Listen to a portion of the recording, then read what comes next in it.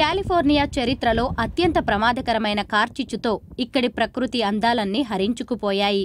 ప్రాణాలు కాపాడుకునేందుకు చాలా మంది ఇళ్లు వదిలి పారిపోయారు.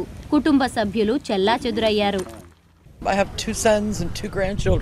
అక్కడ నివసించే తన 2 కొడుకులు, వారి పిల్లల ఆచూకీ ఇంతవరకు తెలియలేదని ఈ బాధితురాలు అంటున్నారు.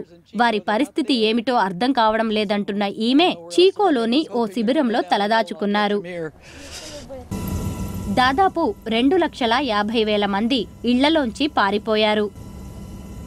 ఇది ఎంతో భయానక ఘటన అని, రాబోయే 20 ఏళ్లలో కూడా ఇలాంటి దుర్ఘటనలు మరిన్ని జరగవచ్చని కాలిఫోర్నియా గవర్నర్ జెర్రీ బ్రౌన్ అంటున్నారు. అయితే అడవుల నిర్వహణ సరిగ్గా చేపట్టకపోతే నిధులు నిలిపివేస్తామని అధ్యక్షుడు ట్రంప్ హెచ్చరించడాన్ని అగ్నిమాపక దళ యూనియన్ తప్పుబట్టింది.